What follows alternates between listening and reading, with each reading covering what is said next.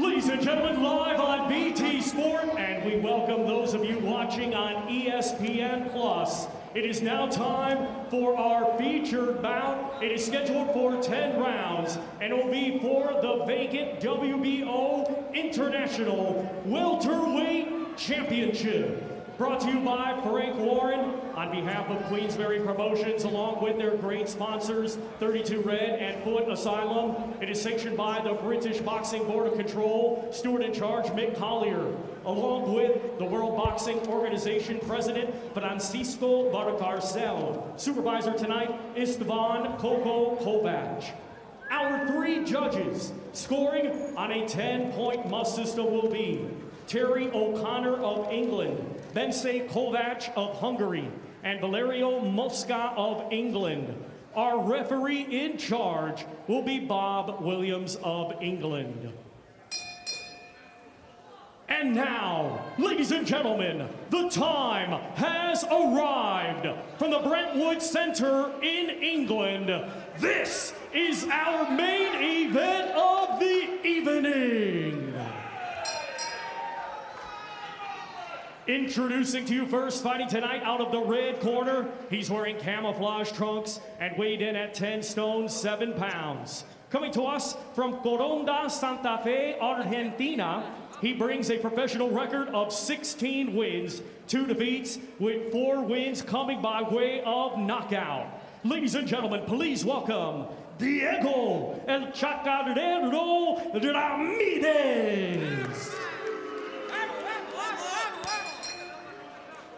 And his opponent across the ring in this main event, fighting tonight out of the blue corner. He's wearing sky blue trunks and weighed in the same as his opponent, 10 stone, 7 pounds. Hailing from Bromley, Kent, England, his record consists of 28 wins, 2 defeats, with 13 wins coming by way of knockout. Ladies and gentlemen, here is the former British and WBO European welterweight champion, Bradley Super Skeete.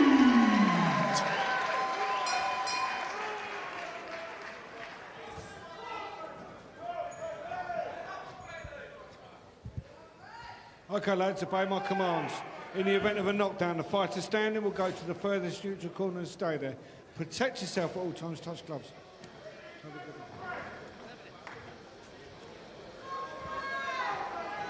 Well, how good will Bradley Skeete look tonight? He did look impressive 8 weeks ago when he accounted for Fernando Valencia of Mexico. He admitted that he was really nervous before that, coming back after that pretty awful knockout defeat against Kerman Leheraga in Bilbao for the European title back in April. But after the cobwebs were blown away, he looked impressive. Yeah, he did, and I think that was a good confidence booster for him, because just to come back after the defeat, and then also with a good, impressive stoppage victory as well. Just to say, ringside with the flat cap on is Johnny Carton, who topped the bill in a great win here. Yeah, what a good performance that was, and what a tremendous tribute it is to Alan Smith, his trainer, who trains Bradley Skeete and also Garton, and he's recently been voted Southern Area Trainer of the Year. Well deserved. Oh. Got to start with the gum shield. Yeah, not the best way to start a fight. Tall though, isn't he, Ramirez? He's actually, I can't recall ever seeing Bradley Skeete in a fight when he was in against somebody who's taller than him.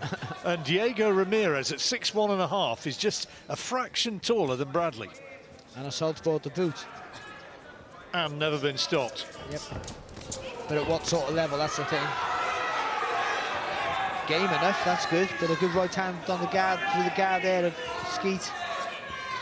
He came back with one of his own, Skeete. He lost a 10-rounder 7 weeks ago, Ramirez, but he'd had 14 straight wins before that. You can see already where Ramirez, just with that little attack he had, that technically Skeete is so much better.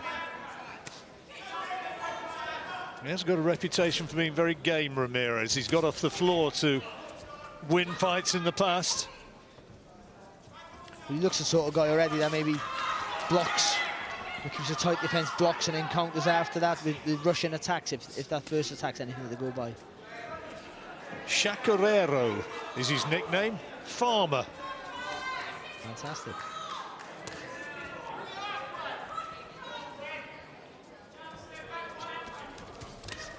In the hold of various Latino titles. And if he beat Bradley Skeete, it would be not only an enormous upset, but it would be by a distance the biggest win of his career. Skeete, remember, was so close to that world title shot against Jeff Horn, didn't get it in the end. And there had been talk of him fighting Manny Pacquiao at one stage. Doing well enough in this opening round. Just having a look at Ramirez. He's just seeing, he's probing, isn't he? He's just seeing what's coming back, and he knows Ramirez fires after he throws, so he just got to get the adjustment in his feet right. There you go, that's good there from Skeete. He missed there, but the right idea. 2 little short steps back and then punks back in. That right hand counter early in the round that Skeete threw has already reddened the fairly sizable nose of Diego Ramirez. It's good from Skeete there, just dipping the shoulder, bring the right hand over the top.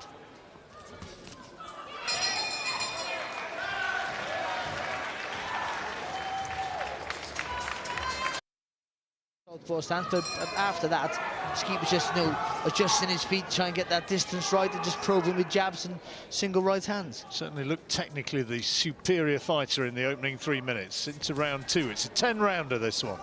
And a guy of Skeete's experience, now the level he's boxed at, and how many fights he's had, he'll know now he's sort of judged the range and he's seen what this guy's got coming back, and he'll have to start going through the gears. Not fast, just slowly building up momentum.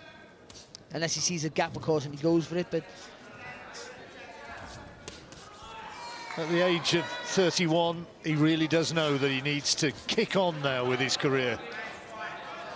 It's a funny thing, because you say 31, but it means nothing nowadays, isn't it? It really does. I think it's all down to the wear and tear of fights and what goes on in the gym. And I think, nowadays they just don't have that wear and tear that they used to have years ago. The equipment's better, they live better, they eat better.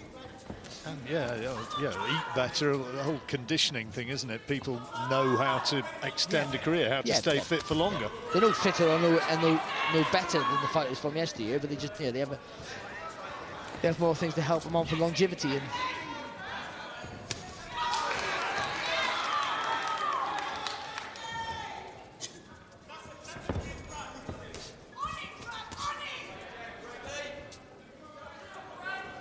not a lot coming from Ramirez in this round so far. No, but that's the jab and just a little adjustment to the feet of Skeete. So you move sometimes what he does quite well, Skeete. He looks like he's just tapping you with the jab, but every time you look like you're making a move, he just pops it in your face, just makes you reset. I hear that Frankie Gavin is interested in another go against Bradley Skeete. One of only 2 men to have beaten him in the past. It was a very narrow points victory. It was a close fight, and I know Skeete thought he won, but I thought that they had the right winner. Oh my goodness! Tremendous left hand from Ramirez, and now can Skeete regroup from that? He's got up quickly, he's on unsteady legs, and Bob Williams, the referee, having a very close look at him. And is this going to be a disastrous night for Skeete? Ramirez is going looking for him. Skeete trying to hold on, trying to buy time, but he's under tremendous pressure. Still he holds on in desperation. You got to hold on for dear life now, Skeete. If anything, take a knee. You don't know where he is. He's all over the place, and the referee stopped it. It is all over in the second round, and for Bradley Skeete, something of a personal disaster, and Diego Ramirez celebrates, and the future for 2019 looks good for him. For Bradley Skeete, after that, it looks so very bleak. It really does, because he was just doing everything that he does, Skeete. He was controlling things. He wasn't doing a masterclass, it was still early days, and he looked nice and comfortable. Again, just took one shot, and you start to worry now, don't you, with Skeete? What damage did that Lahira fight do with him? You didn't think he was fine from it, but he got caught with a good shot, and he didn't get up too soon. He took a little bit of a time to get up, and he seemed unsteady on his legs, and then he thought maybe he weathered the storm, but he was against the corner post and he was stuck. Well, let's look again at how it came. He'd been doing so well and then took that. Just a little bit of a crouch stance there, a looping left hook. It's a great shot. But to be fair, it didn't look that heavy a shot. It was good timing there from Ramirez, but it didn't look like a massive shot. And you tend to worry, there's a bit of a worry there for Skeete.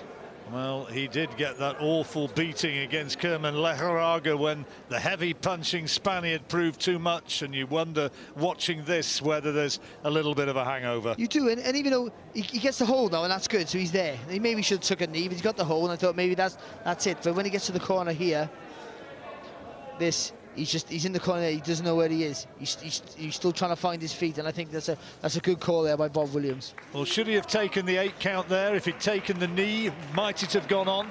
I think so. I think, taking a little bit of a rest, you lose the round massively, but I think you have to take that risk, to survive the fight.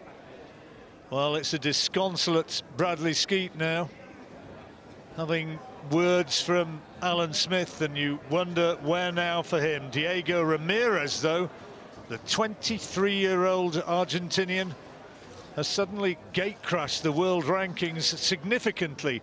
The biggest win of his professional career, and it is he who will have the belt strapped around his waist in just a moment or two. Sporting applause from Bradley Skeete fans, and also a sporting embrace from Skeete himself. But now here is Thomas Treiber to give us officially the result. Ladies and gentlemen, here is the official time. 2 minutes, 33 seconds of round number 2. Our referee in charge, Bob Williams, waves off the contest. Therefore, your winner by way of technical knockout, and now the WBO International Welterweight Champion, Diego El Chacarero Ramirez. Great win for Ramirez. Bradley Skeete may believe that he should have been allowed to continue. Bob Williams, though, had absolutely no doubt that it was Ramirez who was going to emerge victorious and get that belt. And the big question now for Bradley Skeete, where on earth from here?